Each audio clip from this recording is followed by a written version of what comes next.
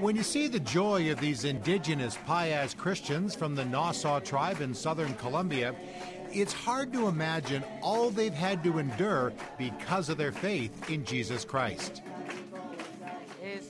We have been persecuted simply because we are evangelical Christians.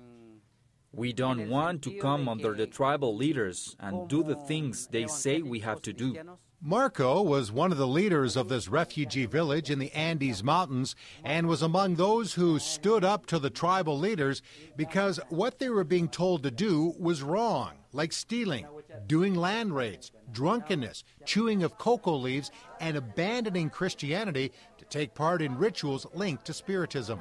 As a result of their stand, Marco says they were threatened by the village leaders who have ties to the Revolutionary Armed Forces of Colombia, also known as FARC. We have also been threatened by death, psychological threats. They say they would take away our medical aid, there would be no schools for our children, and they would cut off electricity and water. As a result, around 50 families traveled over 100 kilometers and set up a temporary village on a farmer's land, living in little huts with dirt floors. It's been a struggle to survive.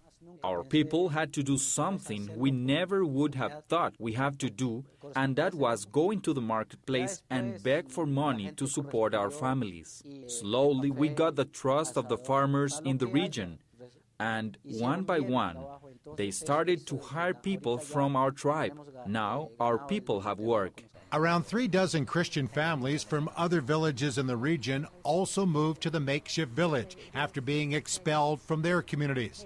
Some of them had been badly beaten up, including on their legs, before being chased out.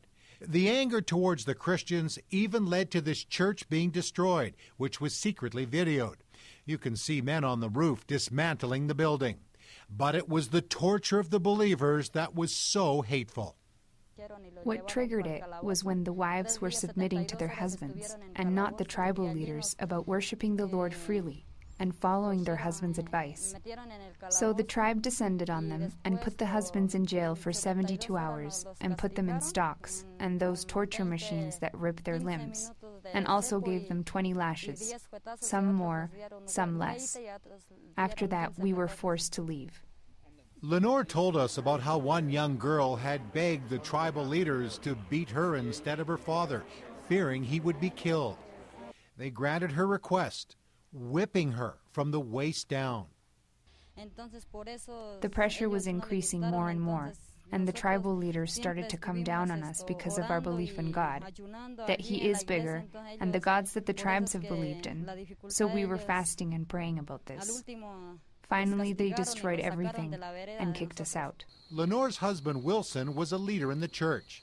What he taught his fellow Christians was not appreciated by the tribal leaders. In April of 2013, Wilson was just heading out to Cali to sell raspberries in the city with a dozen of his fellow co-workers when they were stopped by members of the local tribal police. Wilson and the others, that included women, were taken to a secluded area while the tribal police decided what to do with these Christians. We had to endure hunger and cold for 3 days. Then they tortured the men by putting them in stocks, something like this. And then they put the wood really tight around my legs. And then they hang you upside down for 15 minutes. After that, my legs got numb and I couldn't walk. I fell to the floor. They put me in a chair and whipped me 15 times. They also whipped my friends. I prayed that the Lord would help me get through the whipping. Wilson says the Lord answered his prayer. After the whipping, they said to me, "This is your fault because you have been terrible." I told them I didn't do anything wrong. The only thing I didn't do was the witchcraft, and I told others not to participate in that. I prayed the Lord would help me endure. I didn't feel anything. The Lord made it so I didn't feel the pain while they were whipping me. The other brothers and sisters prayed the same thing, and the Lord gave us all the strength. Some of them fainted. According to the Voice of the Martyrs partner Russell Stendhal of Colombia Paez Christians, there are more than 400,000 indigenous believers in 4 states in southern Colombia, among the 3.5 million indigenous people. We've become more and more aware of them, and they're one of the largest tribes in Colombia. And it's been one of the most intense persecution situations, but this is probably where the gospel is growing the fastest in Colombia right now, is among the Nasa Indians. Colombia Paez Christians has several dozen Christian radio stations all over the country broadcasting the gospel into some of the most dangerous places on earth. This new village for these indigenous Christians will not only have their own church building, but also their own radio station like this one to proclaim the one true God, even to those who violently oppose the gospel. The Lord has given us ways of helping these people to where we're perceived as part of the answer.